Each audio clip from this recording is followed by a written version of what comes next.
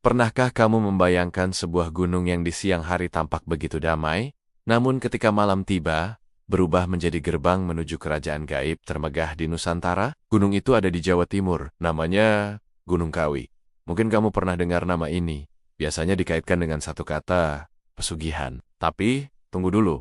Ceritanya jauh lebih dalam dan lebih tua dari yang kita kira. Jauh sebelum era kolonial, Gunung Kawi sudah dianggap sebagai tempat suci. Masyarakat percaya, disinilah roro luhur dari bangsawan kerajaan Majapahit bersemayam. Dua tokoh yang paling dihormati adalah Eyang Jugo dan Eyang Sujo. Mereka bukan sekadar nama, melainkan sosok sakti yang dipercaya menjadi jembatan antara dunia manusia dan dunia roh. Inilah akar dari tradisi spiritual yang terus hidup hingga sekarang. Ketika kita bicara soal ritual di Gunung Kawi, jangan langsung membayangkan hal-hal yang menyeramkan. Sebagian besar peziarah datang dengan niat tulus. Mereka hanya ingin meminta restu agar usahanya lancar. Ritualnya pun sederhana dan indah.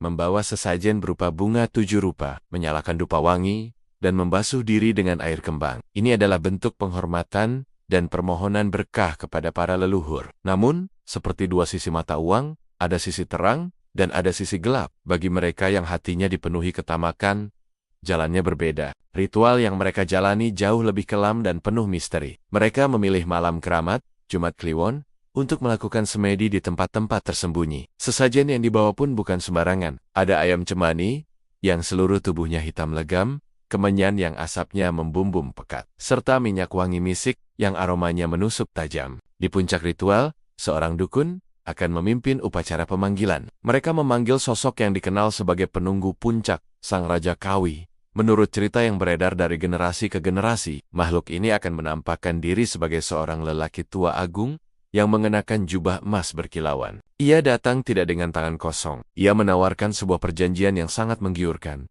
Kekayaan yang tak akan habis 7 turunan. Tentu, ada harga yang harus dibayar. Imbalannya adalah 1 nyawa dari anggota keluarga yang harus diserahkan setiap 7 tahun sekali. Kisah tentang perjanjian gaib ini bukan isapan jempol belaka. Ada satu cerita legendaris dari tahun 1970-an. Seorang pengusaha dari Surabaya yang bisnisnya diambang kebangkrutan, mendadak bangkit dan meraih kesuksesan luar biasa setelah pulang dari bersemedi di Gunung Kawi.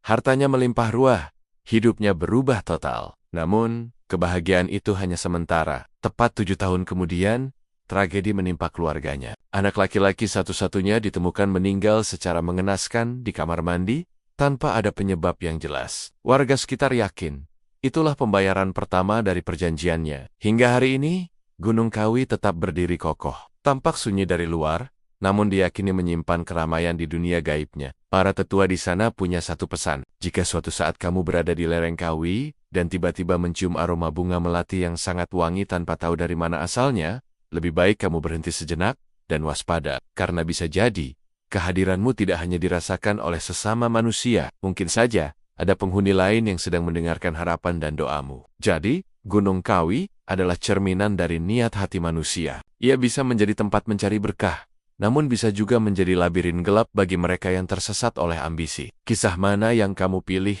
untuk percaya? Terima kasih sudah menyimak cerita ini. Kalau kamu suka dengan konten seperti ini, jangan lupa untuk like, komen, dan subscribe ya. Sampai jumpa di video selanjutnya.